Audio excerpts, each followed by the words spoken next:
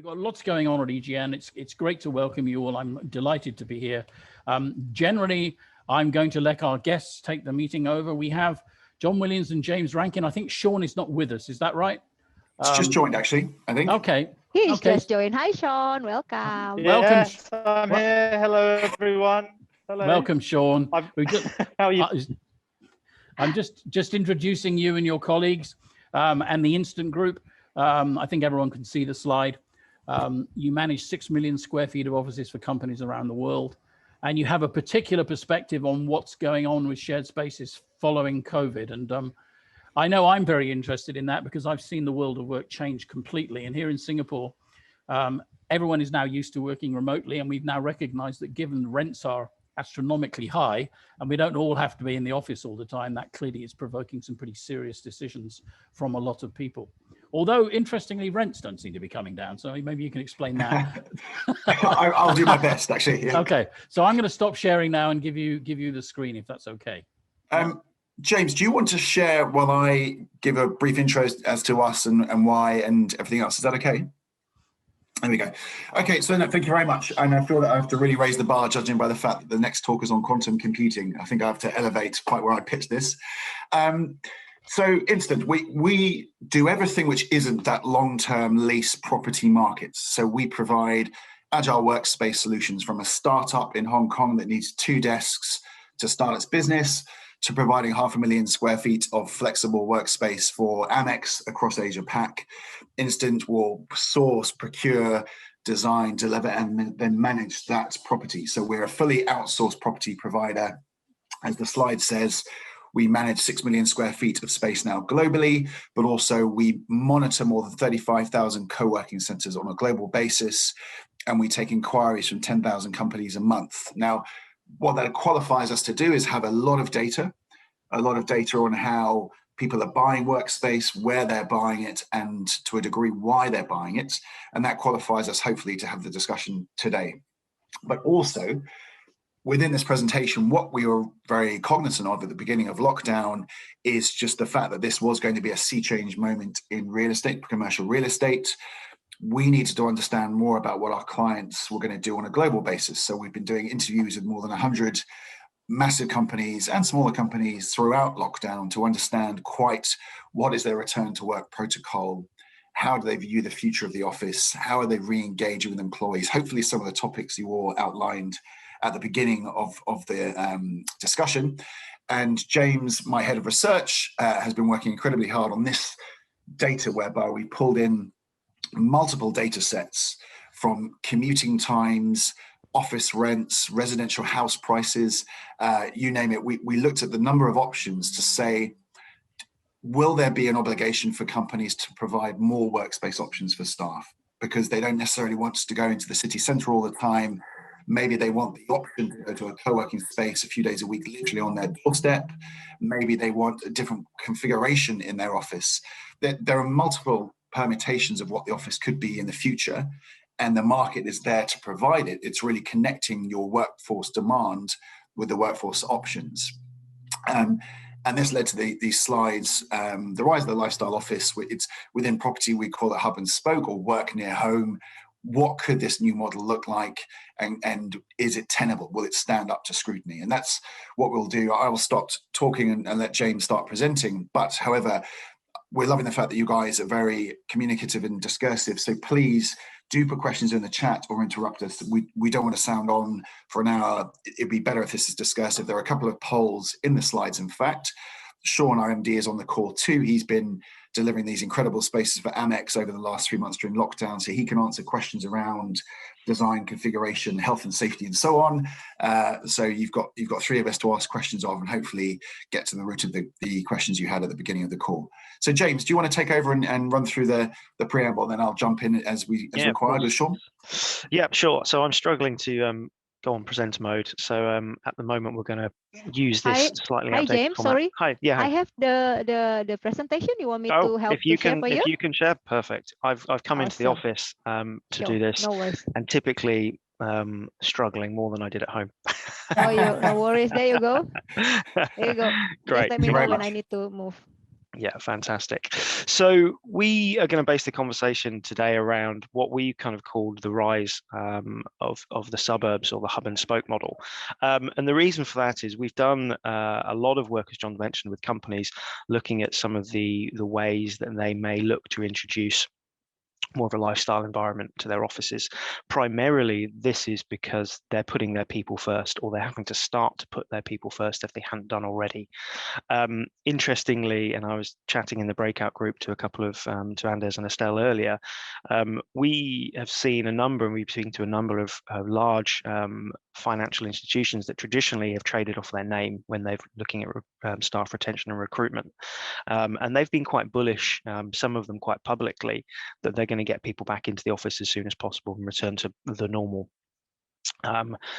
What's interesting is then when we start discussing that with them, they come up with their own examples of where they've had or potential staff members, or they've heard of other people in the industry turning down jobs because of that sort of mindset and that return to the traditional office 4 or 5 days a week. So while I think at a top line level, there's a lot of sort of, certainly from these big names, sort of a public, we're going to go back. Actually, what we're seeing at a sort of a slightly behind the curtains level is, well, actually, we maybe need to rethink this a little bit more, because ultimately we know we're going to lose staff if we carry on in this way, or at least it's going to be harder to get the high level of staff that we would normally want. Interestingly, I think the thing that we have come across every time we look at this sort of disaggregated hub and spoke, however you want to call it, working model is it's not new. As this sort of image from the 1950s gives you an indication, we've seen companies and individuals move out of city centres, normally once they either reach a certain level or a certain age, and their lifestyle changes and they want more space. What's not necessarily followed this trend, which is primarily a residential trend, is the real estate industry, commercial real estate industry. If we look at the levels of investment that are go into city centres, time and time again, 95 to 99% of investment goes into CBDs, because that's where ultimately the demand appears to have been. Now, we're starting to sort of ask the question and work with our partners and our clients to say, well, is that going to be the case going forward? And if not, can the CRE industry, commercial real estate industry, can it support what might be a slight change in direction? Interestingly, it doesn't really matter which market you look at. The indicators are, if between 2 to 3% of the workforce decided, actually, no, we want to work closer to home, commercial real estate couldn't support that from an investment and supply perspective. So it won't take a huge amount of a huge swing for the commercial real estate industry to become under kind of immense pressure from a demand perspective. Just to add to that, James, actually, I mean, one thing that's very important with Singapore and Hong Kong and the other markets in your sector is that a lot has been written and said about WeWork and more co-working options, and it's been one of the growing trends for businesses to look at this type of space. But even though everyone's talking about it, it still makes up a tiny proportion of total office supply. The vast majority of space is still bought on a lease long-term basis. It's still very much a landlord's market. I think someone raised the point about rents always going up. Long leases, high rents, that's still the model. So to James's point, in your market, even if some of the balance tipped over to co-working in a really large way, the market would be overwhelmed. There simply wouldn't be enough desks really to cater for that additional demand from businesses of all sizes. The interesting point I think that was made about Singapore and the rents are still stable or even slightly increasing in the traditional market fascinates me, working from the flexible side, which is highly elastic. In markets such as Singapore, well, pretty much globally, every CBD over the last sort of 6 to 12 months has seen a decline in flexible workspace rates because demand has pulled back. Certainly it did in the first half of 2020. I'm always shocked, and I'm relatively new to the commercial real estate industry, that the traditional market is such a kind of, I guess, an oil tanker in terms of its movement. It takes so long to change direction. But what we are seeing from the flexible side is highly reactive, both in terms of rates, but also the type of service that's being provided. So flexible office providers were some of the first to introduce temperature kind of monitoring of individuals coming in. Some of the first to introduce sort of the large scale cleaning activities that we've seen become kind of normal And ultimately, that's because their tenants are flexible. And if you don't provide the right service, they leave. So they have to work on a service-based model and answer the ever-changing demands of the occupier. If we skip to the next slide, which is a poll, this is really just to try and, I guess, get some input from you all on what you think maybe the sort of the top 3 trends. If you can just click through, that would be great. And I think they should all come up. Yeah, just flick through. There we go. Thank you, Donna. And if you can launch the poll, that'd be fantastic. Basically, we're kind of intrigued to find out what you think the 3 major trends will be from your perspective. We've got, remote working, and we've got the negative impact on megacities. We've got sort of close to home working, agile offices, new workplace design, and change to employee concentrations. And I think depending on your role, your perspective, it's always interesting to sort of gain from the group, and we've done these in the past, what the overall thinking is. And it does vary region by region. Fantastic. I think if you can launch the results, Donna, that would be great. So we've got remote working, new workplace design, and agile offices, which is good because it ties into certainly some of the things that we're seeing, which is always positive. I think remote working, so that can incorporate obviously near to home locations. It can be your home, can be a coffee shop, it can be whatever. Ultimately, it's about choice. One thing that remote working has started to, I think, highlight is the challenge that exists for companies in maintaining a sense of corporate identity and culture when they haven't been used to doing that before. There's plenty of consultancies out there that have managed to do this for a long time already, so it can be done. But I think the quick transition that we've seen has highlighted that the remote working on a wholesale basis does cause some problems, which is something that we can discuss. I don't know if Donna, if you can bring up that result again. Is that possible, or have we skipped through? So new workplace design. This is something that's imperative, and I think something that we're speaking to with pretty much every client. It's a case of, well, if and when we get people back into the office, what does that mean from them, and how do we do that? How do we provide the most productive environment for them going forward? I think it's generally accepted that we can do focused work from home. And that means that, do you need a dedicated desk anymore? Likely, in most cases, probably not. Although it shouldn't be, completely discounted depending on the types of roles and functions within that company. But what is interesting is some of the consultancies and some of the thought processes that we're going through is looking at how do we introduce behavioral type design, or behavioral-led design. So thinking about what are the behaviors that we want to encourage or inhibit within the office space going forward, and what will that mean to the occupier? Sorry, go. So I was going to say one of the biggest trends I think of all, and this is relatively simplistic, but it's something we hear consistently from all the companies we survey, is that really no one has one answer. But what they are going to do is to test and to learn over the next 2 years. So the smart companies are saying, we couldn't possibly predict exactly what we're going to do now, but what we need to have is inbuilt agility, and not just from a procurement point of view, but from a design perspective. How easy is it to change our space, to reconfigure it, to move people around, to give them different options, to space them out?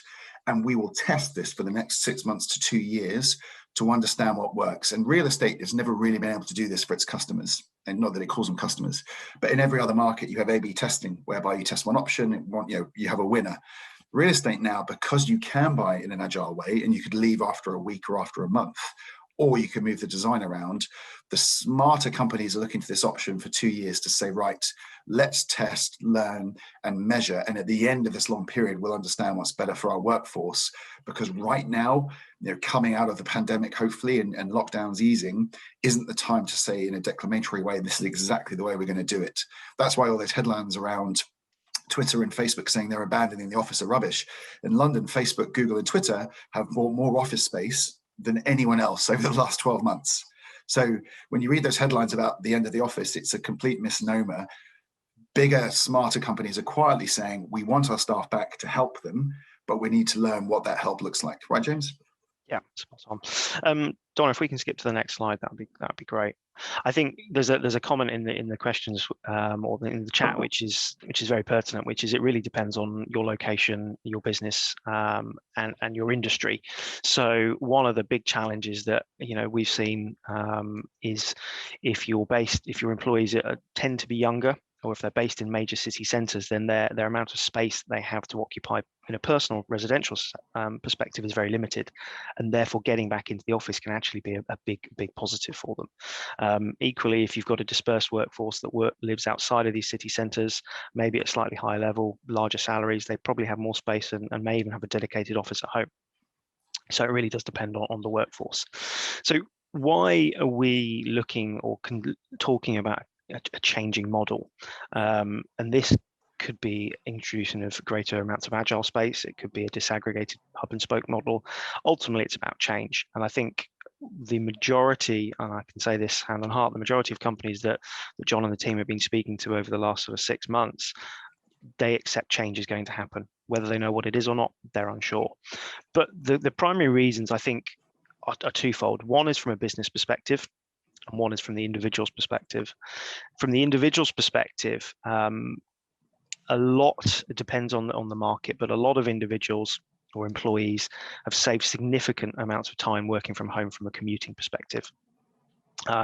In some of the major markets, and I'll go on to highlight what some of these are in a little bit, they've saved up to 1.5 hours a day, which if you look at sort of an average 220-day year, can be somewhere around 40 working days that individual was spending commuting, going into the office.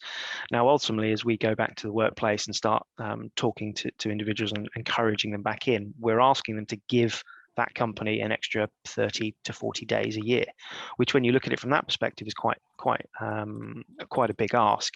Therefore, the business really needs to drive and maximize the type of and the space that they're providing and the services within that. Equally, there's a cost saving, and that, I think, is probably a lesser factor because it's something that most individuals have factored in already when they took on that role. But again, depending on where you live in the world, it can be anywhere up to sort of $10,000 a year that individuals were spending on commuting.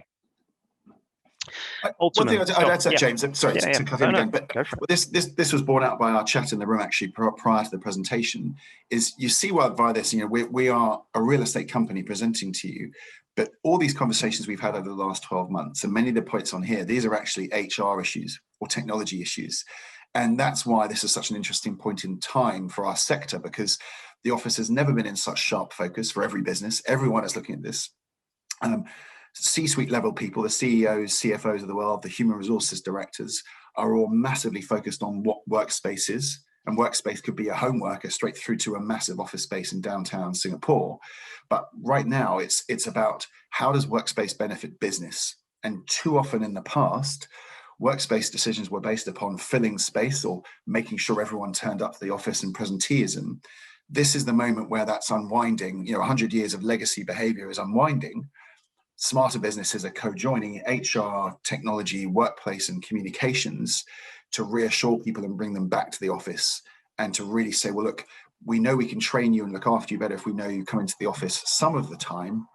What type of space and space design and model works for you in that environment? If you don't want to show up to that office all the time, is there a co-working option we can give you on your doorstep near your kid's nursery, for example? These are all the options, but it's, to James's point, it's about business decisions, individuals' decisions, but it's a people-based strategy. This isn't a real estate strategy, I would argue. Yeah, I think from a business perspective, though, when we're looking and talking to the companies, there are definite benefits to introducing a changing model, whatever that may be. Primarily, from the HR aspect, it's the improved staff retention and attraction.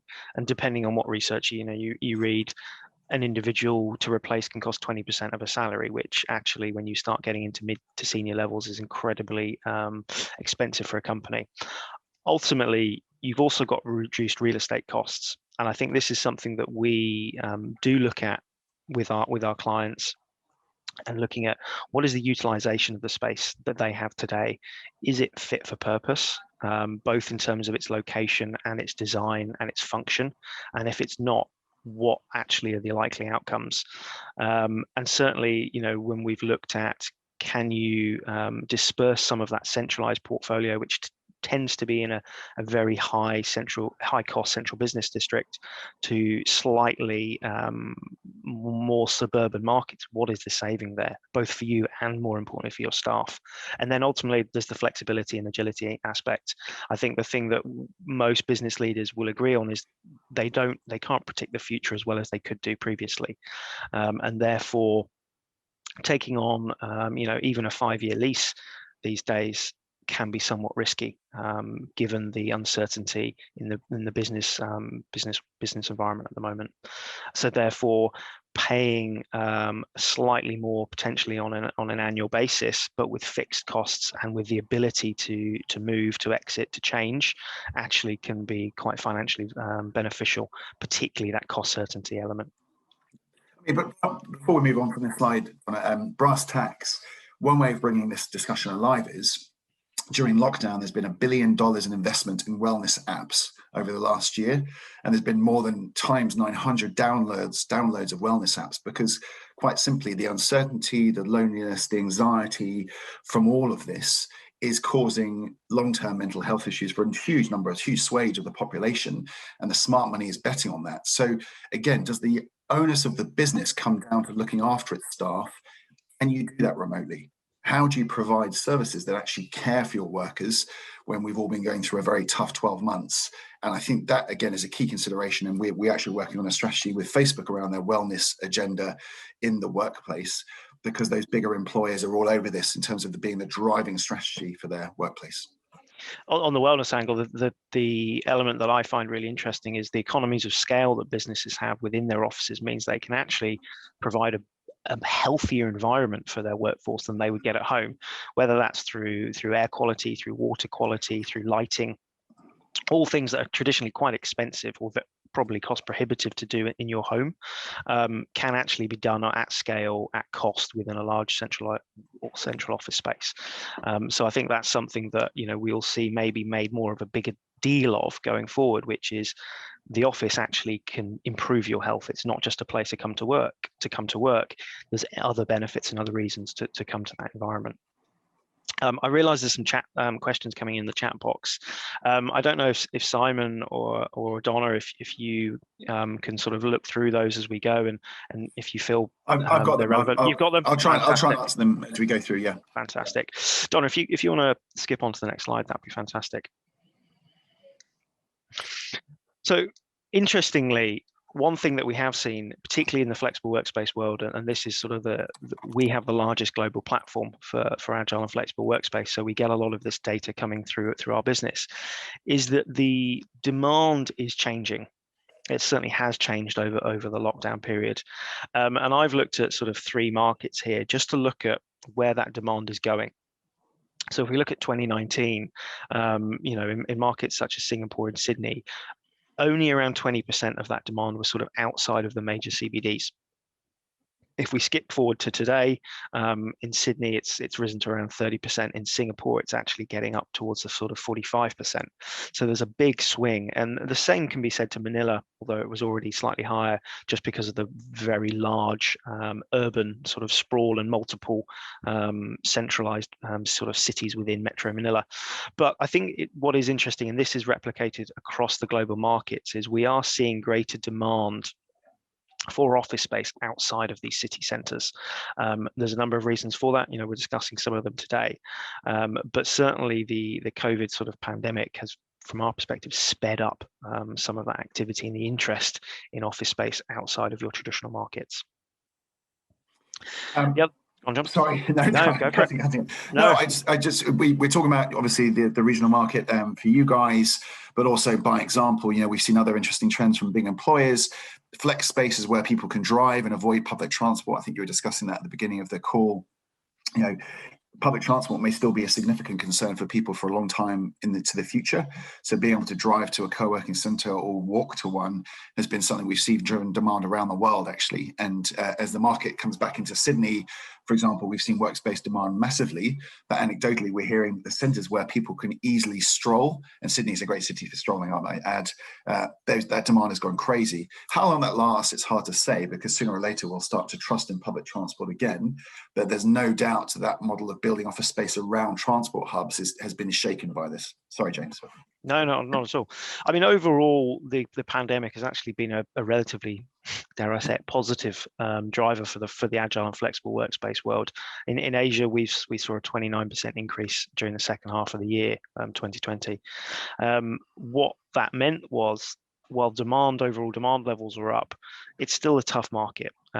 We saw actually transaction sizes decrease slightly to an average of 5 desks, which is relatively small. That's because a lot of the activity is still sort of 1 to 2 man desks. We have everything going up to the 500 at the other end.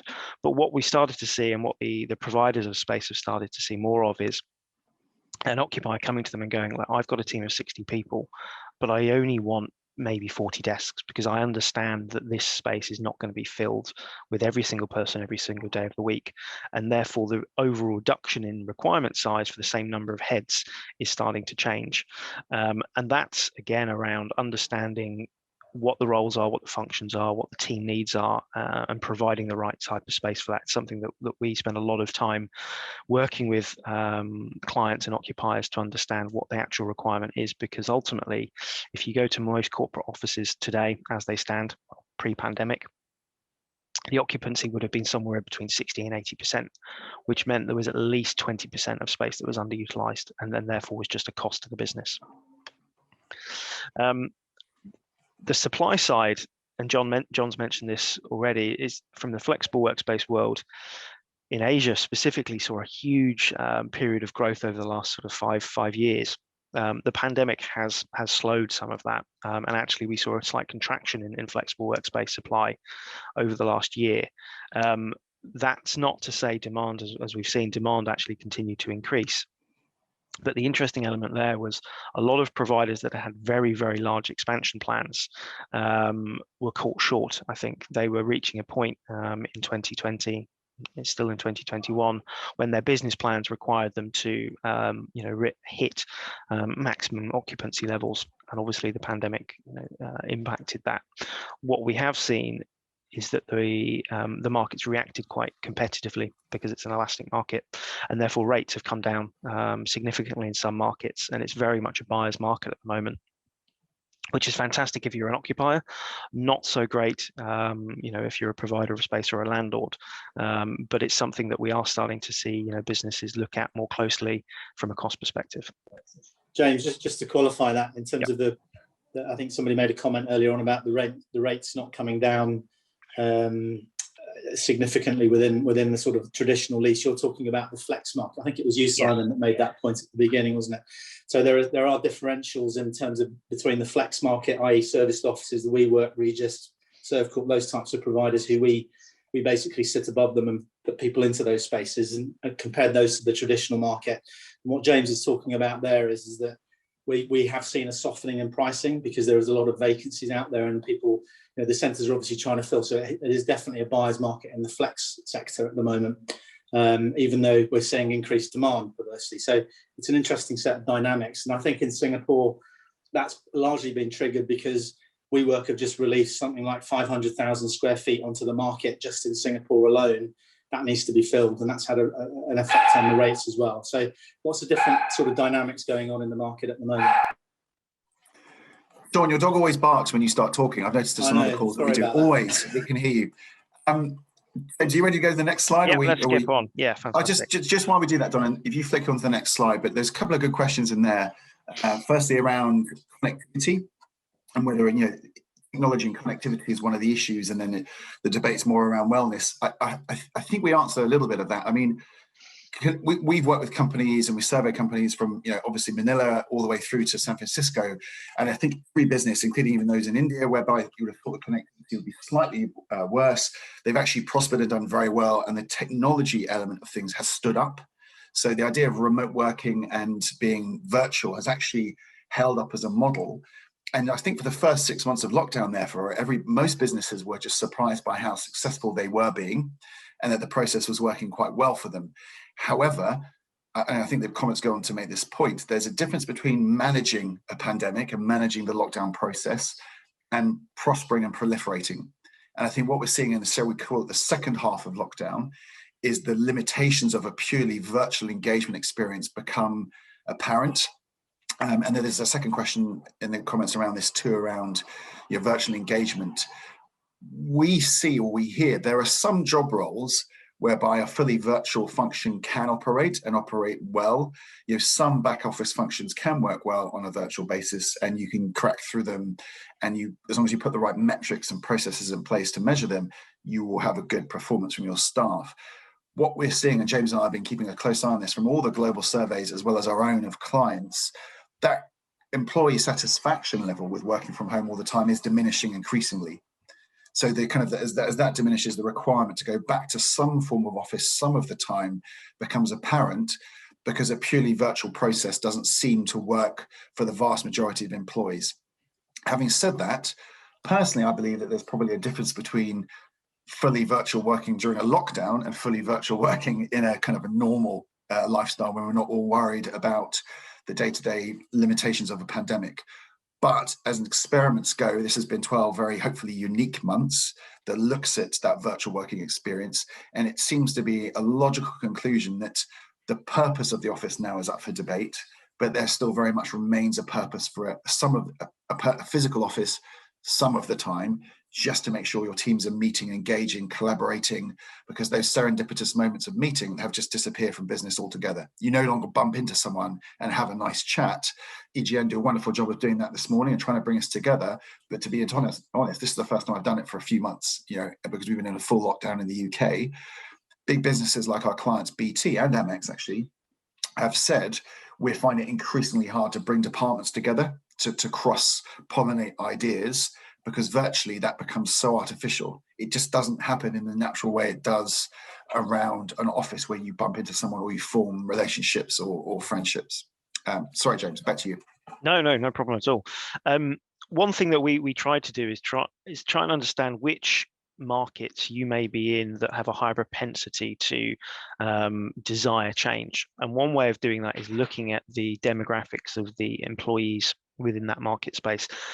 Ultimately, there's a number of factors that we used. We looked at things like commute times, age of the population, household incomes, occupational levels, but also concentrations outside of city centres to try and identify from a hub and spoke disaggregated working model where or which markets are most likely to require change or demand change from an employee's perspective. And I think this, while specific to this particular model that we sort of built up, is relevant depending on relevant to any sort of company when you're thinking about change. It's trying to identify which parts of your business, and it could be individual teams, it could be functions, or it could be office locations, are more likely to desire higher amounts of change than others. And it really does play into a number of these key factors. I think on top of that is the localized environment. So we know, speaking to companies based out of certain Asian markets, there have been challenges because of residential elements, and therefore actually they are very keen to get back into an office space, although it's not necessarily the office that was an hour and 20 minutes on public transport before. So this is just some of the things that we were thinking about in terms of trying to build up basically a propensity model to identify the locations that would most suit change.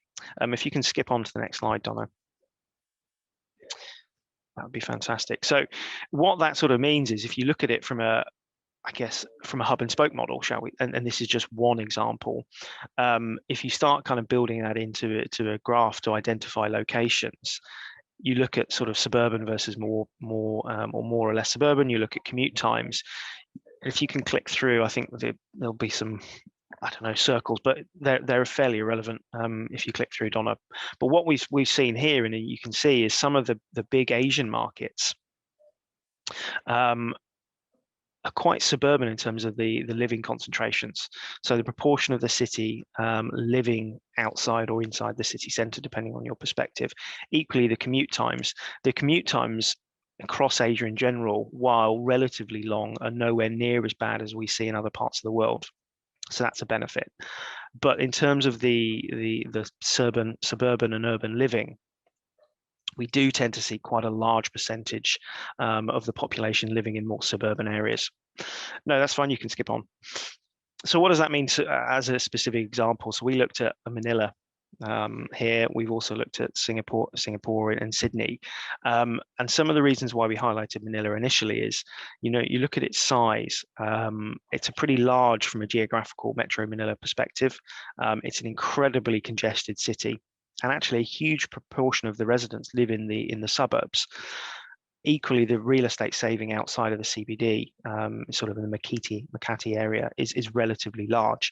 And what that meant from a model perspective is, if you look at it as an example, there's some quite strong reasons why individuals may want to work in a disaggregated or closer to home working model. So what we looked at is trying to identify a number of locations that would suit large percentages of, in this case, the professional services business base, but it can relate to any industry and any company. You know, you follow the same process and you get results in one way or the other.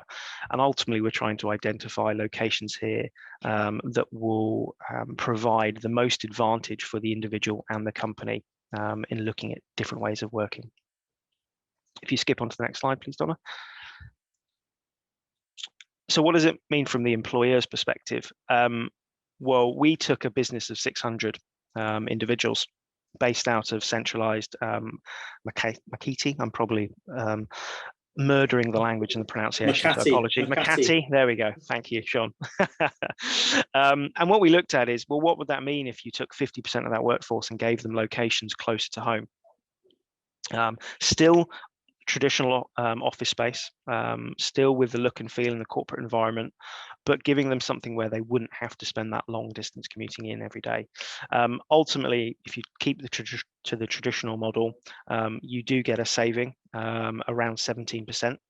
Not terrible, but still quite positive. If you then move to a fully disaggregated, flexible working model, which is fully inclusive, one, because the rates are quite attractive at the moment. Two, because the large amounts of supply that are in the market, but ultimately there is a substantial saving, nearly 30%, by moving the workforce to a fully flexible model. That's not including the benefits that we would expect to see through sort of right sizing, through increasing the future agility of the portfolio, which are hard to quantify from a financial perspective initially. But that was just a kind of a quick cost stack of what that can mean from a cost perspective for the employer of looking at sort of more disaggregated models, because I think it's quite hard sometimes to understand what that could mean to the business. Now, obviously, there's costs associated with breaking down office space into multiple, from one large central office to multiple environments. But again, the fully inclusive, flexible sort of supply that exists within the market negates some of those costs. So we've had conversations with CFOs and CRE leads who have said, well, I'm going to have to increase my staff size to manage that increased portfolio, or more diverse portfolio. But actually, when you look at it, because the fully inclusive nature, actually that isn't the case, and instead that centralized CRE team can instead focus on, you know, driving the best environment from the centralized office, and the HR teams can focus on making sure that the employees are getting the best out of their office space, whether it's in the, you know, the hubs or the spokes. If we can move on quickly, just thinking of time and the Q&A at the end, I think the important thing, while cost for the employer is important, it's really still about the employee and making sure that this is a people-focused sort of endeavor, which is why when we started looking at the locations, we based it around the people. Ultimately, in this particular model, the individual was saving around 18,000 pesos a year, or roughly 5% of an average salary in Metro Manila. Not insubstantial, but certainly, you know, a nice saving to have. But more importantly, I think they were gaining around 82 minutes a day in terms of not having to commute to that centralized location, and that in itself can be an incredible benefit from a work-life balance and wellness perspective. Ultimately, helping to improve sort of the well-being at work that we're aiming for. Similar sort of models to Sydney. I won't go through this. I'm sure you can kind of get the slides at the end. But basically, yeah, we see a similar sort of trend to varying levels within many different markets around Asia and around the world. Just a very quick poll. So we've sort of discussed some of that move to urban and suburban over the last sort of 45 minutes, as well as a number of other workplace trends. It would be interesting from our perspective, because at the moment we're only starting to see this very, I guess, very early change and for companies to starting to think about this rather than any wholesale movement. But it'd be interesting to us to understand, as you as occupiers and people working in office space, if you see ultimately a greater percentage of your workforce wanting to live or work, I should say, in urban or suburban environments. If you can quickly submit that would be great. That just helps us sort of understand where the thinking is from your staffing perspective. Great, thank you, Donna. If you want to close that down.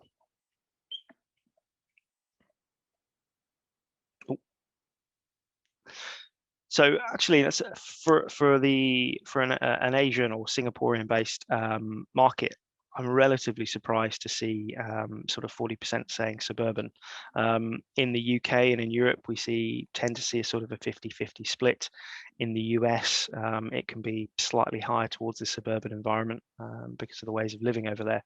But I think that's quite interesting that given the highly urban nature of many Asian markets, 40% of you are starting to see that desire from the workforce. More personally, James, I think it means that your presentation hasn't swayed their opinion in the other direction, right? I haven't turned them off the idea. Yeah, you haven't pitched it well enough yet. One thing which was raised, I think, in the chat room that I was in, which is also worth flagging here, is I think a lot of businesses that we're speaking to are struggling with the measurement and the metrics to put behind this. So we've given you a bunch of kind of business-based metrics around cost saving and value, but there are other values out there, and this is kind of a growing science within the sector, which I think will become increasingly interesting, is how do you measure the success of your real estate and your people-based strategy in collaboration? For example, one is this idea of a shared experience value to a workplace. And by that, what I mean is, if your purpose of your office is to bring people together and departments together to generate more ideas and to create innovation and entrepreneurialism within your business, then you need to start measuring, well, how many meetings are happening? How many meetings happen between different staff members? How many more business plans are we seeing being submitted within departments which involve cross-collaboration, if you see what I mean? And that could be one interesting way for HR to report back or report to a CFO and say, actually, our workplace strategy is being successful. And we know within our sector the limitations of real estate. It's usually reported back on a monetary value per square foot basis, which is very limited. It doesn't really indicate value. It simply indicates the value which you bought your property. It's occasionally the better companies have reported on productivity, which is a very broad gauge and can be so broad to the point of meaninglessness. But the idea is, how are your staff using your space? What we feel confident in predicting is that over the next year, this will become a really sharp focus, because I don't think a head of HR or a head of real estate can stand up in front of their board and say, at the moment, just saying that they're generating value by £1 per square foot is enough. They need to start thinking, our workspace is being used by X number of members of staff on a varied basis, creating this much value for our business. And that value will be the key decision maker. And I had a very interesting call with Capgemini, the global consultancy, and EY, actually. They're looking at this in great detail for their own businesses. Their business is about meeting clients, working with clients, collaborating with them. If their workspace doesn't enable that, they don't need it, is the broad summation of the strategy. Measuring that will be critical. Capturing the data around it is critical. And working with the right people to generate the outcomes you need is going to be interesting. Sean, would you agree? I mean, you've just delivered all that space around X. I know they're really focused on this. Yeah, look, I think broadly speaking, that's right. But it depends on what sector and what type of employee you're talking about. If you take the call center environment, or perhaps a younger generation of workforce like the Facebooks and Amazons, etc., certainly in a place like Manila, which was talked about earlier, the measure of success will be how how attractive is the office for people to come in and work, and what does that mean for staff turnover and the cost of employing people and staff engagement? So I think it kind of differs a little bit, John, to what you said, but broadly, yes, that's everybody. It's a different focus now compared to where it was, a year ago, 18 months ago, for sure. And on that point, Donna, if you can skip on, I think, the future of work, what it will look like, ultimately, time will only tell. From our perspective, the measurement element is going to be critical. Testing, I think, is going to be a key part of the next couple of years of companies exploring different avenues and different routes. But being able to measure that output is critical to enable us to learn and then hopefully adapt. And I think that the critical point here is, this is a circle. It's no longer are we going to, see, right, we're taking an office for 10 years and this is our strategy. It's actually, how do we keep evolving to the changing needs of the workforce? Because I think ultimately we are going to see more and more change going forward. We are asked quite regularly, what should the future of my portfolio look like? Ultimately, it's an incredibly hard conversation, and even if you delve into the real details, you can only get so far, looking ahead, which is why we always promote the agility element, and making sure that you're as flexible as possible. That being said, we've got, as an example, a current state of the average portfolio we look at today, which is probably 93% of the square foot or square meters is in a centralized core office space. Maybe around 4% is agile or in flexible workspace, and then the rest 3% maybe is other work from home. Where do we see that going in the future? I think it's going to be a much more equal split, of 50-50 split. Overall, potentially the total volume of workspace might actually decrease. But what we hope to achieve is that the workspace that is left is far more productive, however your measurement of productivity may be. And I think in terms of a headcount perspective, if you look at that, we would predict that, we're maybe likely to see a third working truly remotely, depending on the roles, a third in sort of agile environments, and a third in sort of more core centralized office space. That ultimately, is a prediction, and it will change very much by business to business and employee to employee type. But that's, I think, a summary of some of the conversations that we're having right now, bearing in mind people can only still see 2 to 3 years ahead, if that. John, I don't know if you want to add anything in from the conversations you've got. This is a summary, I think, of some of the conversations you're having with heads of CRE and leadership teams. And I can do. I'm also conscious that I'll keep it very brief, because I don't want us to go to the full hour and drive everyone off the call. So discussed in terms of our research, what we have been doing is speaking to 100 heads of real estate on a global basis, and now we started speaking to a similar amount of heads of HR to really ascertain what are their priorities as they return to the office, as I discussed at the beginning. And this does change regionally and has changed over time. And as I said, it's a movable feast, because people are changing their opinion almost on a weekly basis as to when and how they'll return. I think someone said before the beginning of the call, 40% of the workforce in Singapore are already back in the office. Will that number be much higher by June or July? It's hard to say. It was interesting that in Asia Pac, when we surveyed heads of real estate, they believe that there was more room for change to real estate and the way that real estate is occupied by companies. Now, that was borne out by a lot of interesting conversations from sort of Sydney through to Singapore, but the sense was that maybe they'd kind of thought about the office in really one way for too long. And we were seeing that probably before lockdown anyway. We're seeing the amount of demand and the increase in supply of flexible workspace, i.e. co-working and similar, was huge in Asia Pac. It's been the fastest growing region for, I think, 5 years now, James, isn't it? Yeah. On a global supply basis. So there was obviously demand for change there, but then this has now been borne out on a wider corporate strategic level. The businesses are saying, well, actually, we can start to rethink things now. This is our kind of license to do so. And Asia Pac regional teams were hearing it from their corporate leads on a global basis. We need to reconfigure and start to think about our footprints, think about expanding into new markets, but let's do so on a less risky basis. Let's not take space for the long term.